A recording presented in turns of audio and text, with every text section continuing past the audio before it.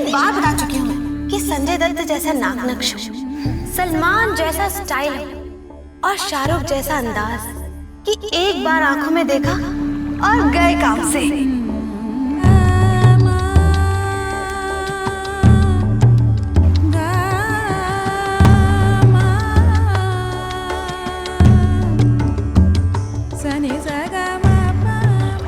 मैंने तेरे लिए बहुत ही सोच समझ के वर चुना है।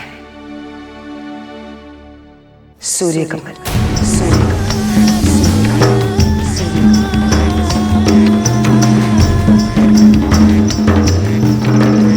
मुझे नहीं लगता कि माँ जी के फैसले से प्रीति खुश है, और हो भी कैसे सकती है।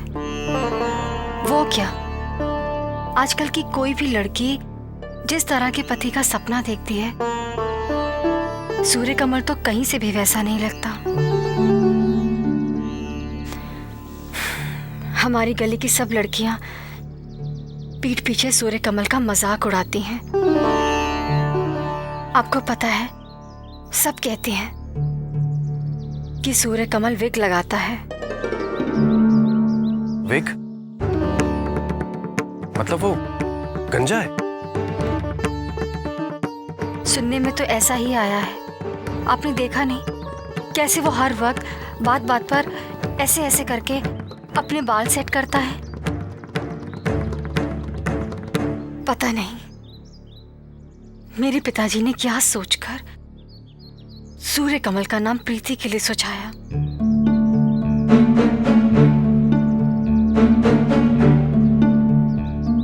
आप क्या कहते हैं? मैं माँ जी को जाकर सूर्य कमल की असलियत बता दूं? नहीं राधिका, अगर माँ ने प्रीति के लिए सूर्य कमल को चुना है तो मुझे पूरा विश्वास है कि उन्होंने ये फैसला सोच समझ कर ही लिया होगा।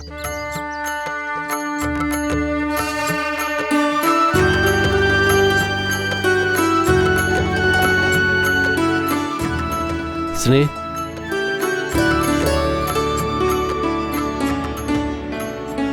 स्नेह, मैंने आज तक तुम्हारे किसी निर्णय पर प्रश्न नहीं उठाया, लेकिन प्रीति के लिए सूर्य कमल, ऐसा तुमने कैसे सोच लिया?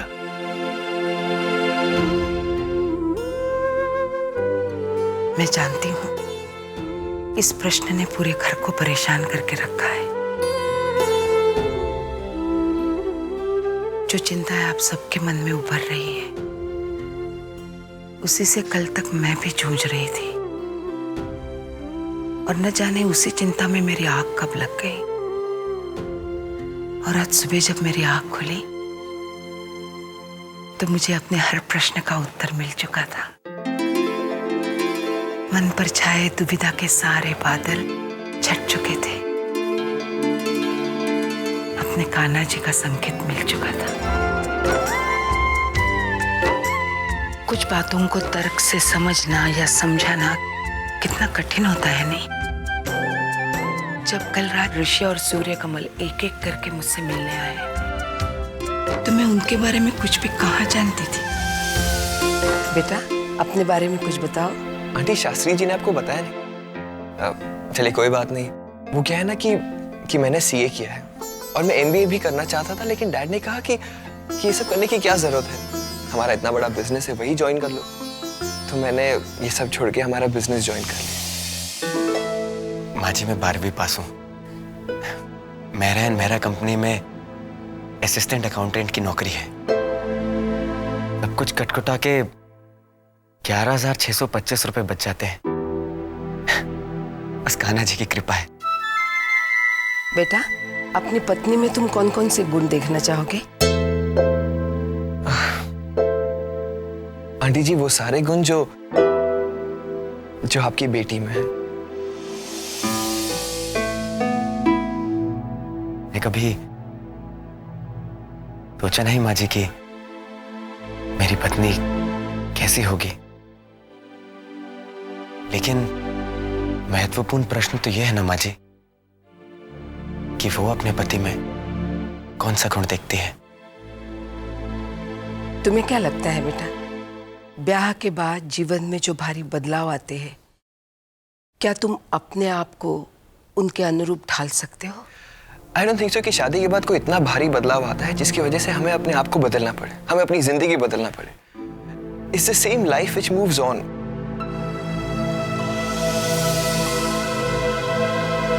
बदलाव तो जीवन और सृष्टि का नियम है माँ जी। जब तक पिताजी जीवित थे तो जिंदगी कुछ और थी। उनके जाने के बाद जिंदगी कुछ और हो गई। पहले वो मेरी चिंता किया करते थे और अब मैं चिंता करता हूं अपने परिवार की। कैसे मैं अपने भाई को एक बड़ा अफसर बनाऊं, कैसे अपनी बहन के हाथ पीले करूं, कैसे अपनी मां को दुनिया की सारी खुशियां दूं। मैं जानता हूं मां जी, विवाह के बाद भी जिंदगी में कई परिवर्तन आएंगे, जिम्मेदारियां बढ़ेंगी, लेकिन मैं उन जिम्मेदारियों को निभाने के लिए तैयार हूं मां जी, और मैं निभाऊंगा। और कितनी सादगी से उसने इतनी बड़ी बात कह दी। कोई छल नहीं, कोई दिखावा नहीं, है तो बस एक भरोसा, एक विश्वास जो वो दूसरों को दे सकता है और दूसरों में देख भी सकता है। उसके पास चरित्र की ऐसी सच्चाई है।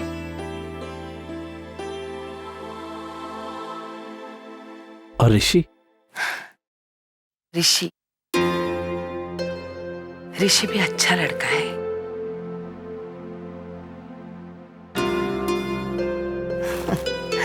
और हमारी बेटी भी तो ऐसी है ना।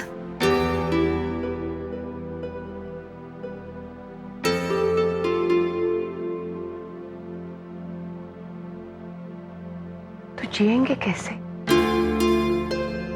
उन्हें तो यथार्थ की एक छोटी सी ठोकर धराशायी कर देगी ना। जिसने कभी धूप में पसीना नहीं बहाया हो। मैं अपने आसपास जब देखती हूँ तो मुझे वही शादियां आती हैं जिनमें एक दूसरे जैसे दूसरे के नहीं है।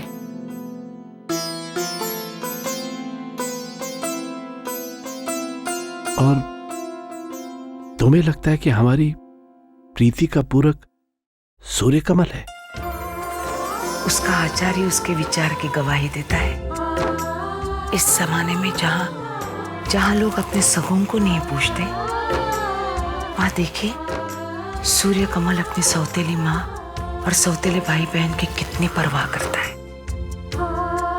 तो फिर ऐसा आदमी अपनी पत्नी के लिए कुछ भी कर सकता है। हाँ, भले ही वो अपनी पत्नी के लिए आसमान से चांद तारे ना तोड़ के ला सके, लेकिन उतना वो आशा तो यही करनी चाहिए। लेकिन हमारी प्रीति इन सब को कैसे समझेगी? समझ जाएगी।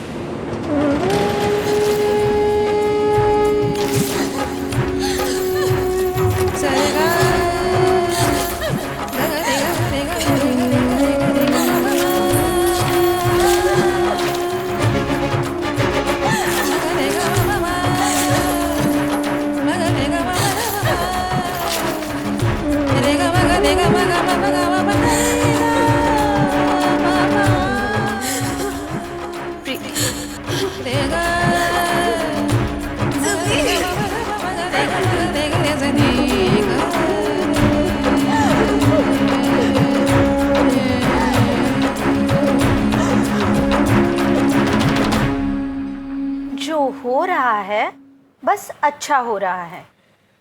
मेरी समझ में नहीं आ रहा कि भाभी जी ने ऐसा किया कैसे? अरे बाप रे, ये आप कह रहे हो? आप और भाई साहब तो हमेशा यही मानते हैं कि भाभी जी से बढ़कर मनुष्य का कोई पारखी नहीं। घूरिए मत, मैं तो कहती हूँ आज भाभी जी की जिह्वा पर जरूर सरस्वती बैठी होगी, इसीलिए तो उन्होंने प्रीति के लिए सूर्य कमल को चुना और ऋषि रायचंद को छोड़ दिया है हमारी सुमी के लिए। ये अचानक सुम्मी की बात कहां से आ गई? कभी ना कभी तो आएगी ही ना। पता नहीं आप कुछ समझ नहीं रहे हो या सब कुछ समझकर ना समझ बन रहे हो, लेकिन एक बात सुन लीजिए, मैंने अपना मन बना लिया है। ऋषि को मैं इस घर का दामाद जरूर बनाऊंगी। कितनी प्यारी लगेगी ऋषि और सुमी की जोड़ी। सरोज, देखो सरोज, ऋषि का रिश्ता प्रीति के लिए आया है। एक ही घर में रह के हम लोग इस तरह नहीं कर सकते। क्यों नहीं कर सकते? हम किसी से किसी का कुछ छीन तो नहीं रहे हैं ना। लेकिन अगर कोई हीरे की जगह ठिकरे चुन ले और हीरे को फेंक दे, तो क्या कोई समझदार उस हीरे को अपना सिरमौर नहीं बना लेगा?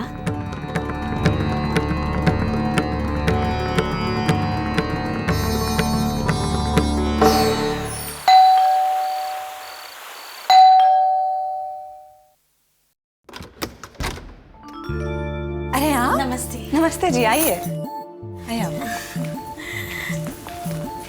अरे वाह, घर तो बहुत बड़ा है आपका और सजाया भी बहुत सुंदर है। कौन है मॉम? आंटी जी आप? नमस्ते। नमस्ते। अरे रहने दो, कैसे हो तुम? जी ठीक। आइए ना, बैठिए। जी अरे भाभी जी आप गुड न्यूज देने खुद ही चली आई। बैठिए ना प्लीज। इस तकल्लुफ की क्या जरूरत थी? बस फोन कर दिए होते। जी, वो गुड न्यूज होती तो फोन ही किया होता। प्रीति का रिश्ता कहीं और तय होते हुए नजर आ रहा है।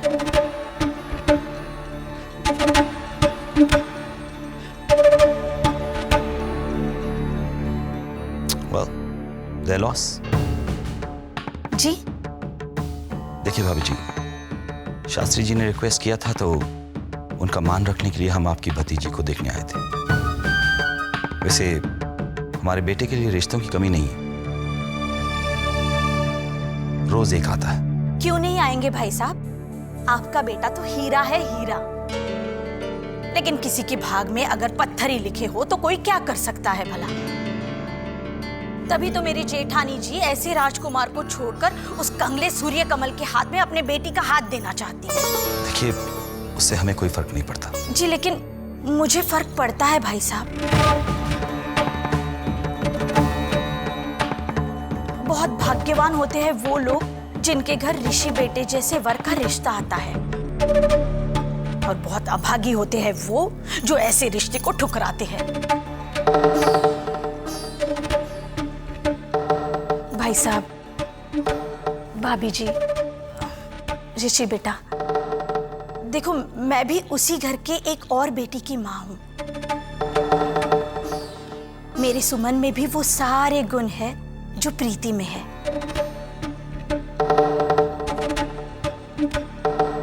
अगर आप मेरी बेटी को इस घर की बहू बनाने की कृपा करेंगे तो मैं तो तर जाऊंगी।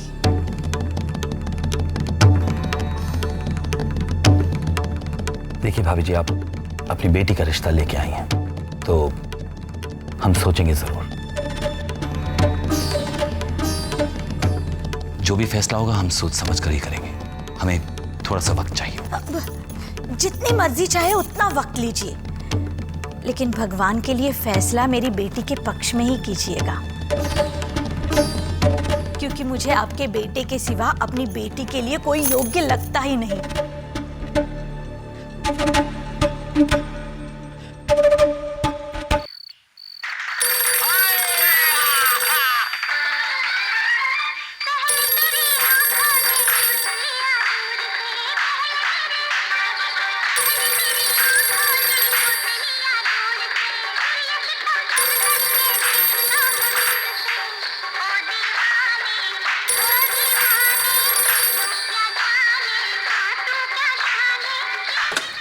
राधे राधे।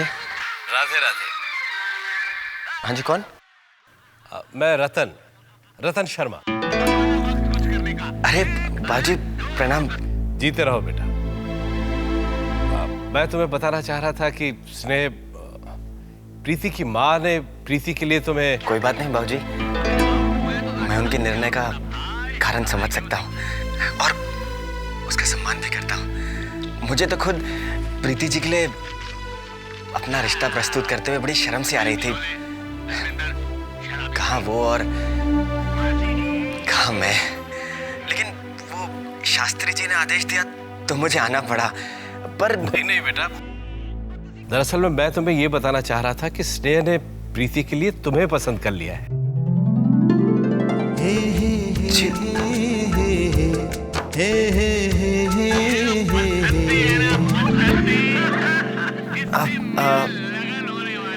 अरे इस वक्त किसका फोन आ गया तुझे? शर्मा जी का फोन है माँ। धन शर्मा? हाँ जी जी। राधे राधे। शर्मा जी, मैं शांति देवी, सूर्य कमल की माँ। राधे राधे। कैसी है बहन जी?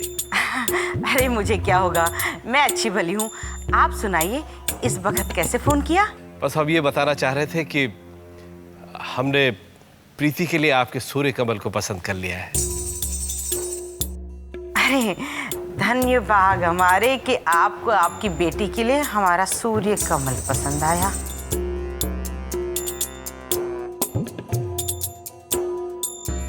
अब हम ये चाहते थे कि आप लोग भी आके प्रीति को एक बार देख लें। अरे नहीं नहीं शर्मा जी, हम उन लोगों में से नहीं है कि किसी की बेटी को जाकर देखें और उसकी तौहीन करें।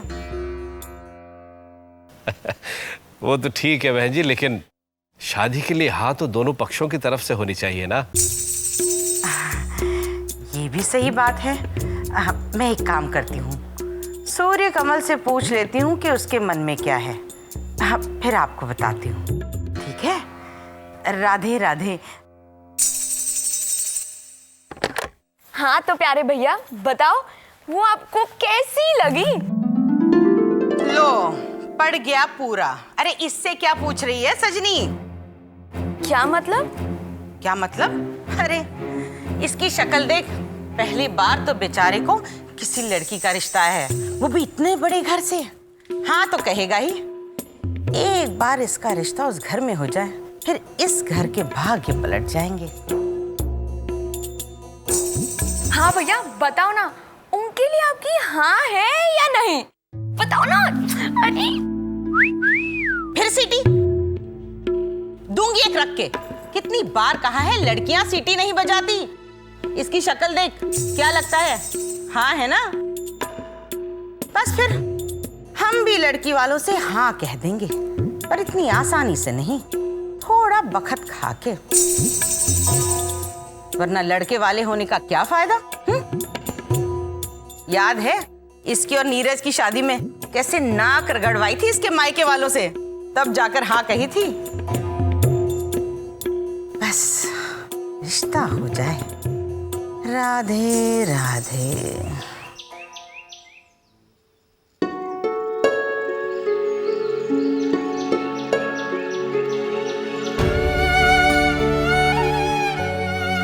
अब आप जाइए। माँ, आप कमरे से बाहर क्यों? आपको मना किया है ना? तू जानती है मैं तेरे पास क्यों आई हूँ? इधर देख प्रीति,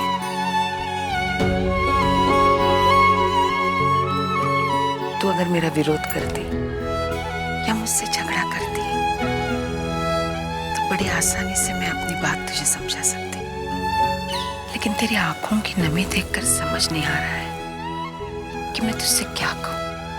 ये कहूँ कि ना बेटा, तू गलत समझ रही है कि जीवन एक सुंदर सपना है, या फिर ये कहूँ कि तू कल्पना के सतरंगी आकाश में उड़ना छोड़ दे और यथार्थ की सख्त धरती पर आ जा, या फिर ये कहूँ कि नीले घोड़े पर सवार राजकुमार सिर्फ परियों की कहानियों में आते हैं, जीवन के असली हीरो कोई और होते हैं। जीवन का कठिन सफर किसी फिल्मी हीरो के सहारे नहीं, बल्कि एक ऐसे आदमी के सहारे तय किया जा सकता है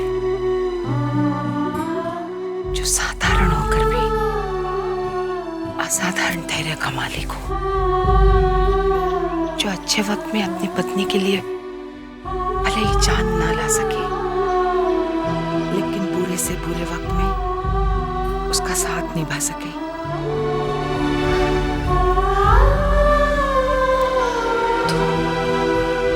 समझ रही है ना मैं क्या कह रही हूँ?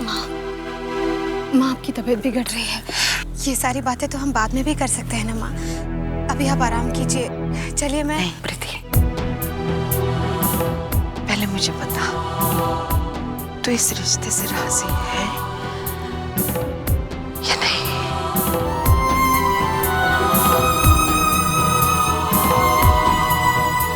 बता ना प्रीति, तेरी इस चुप का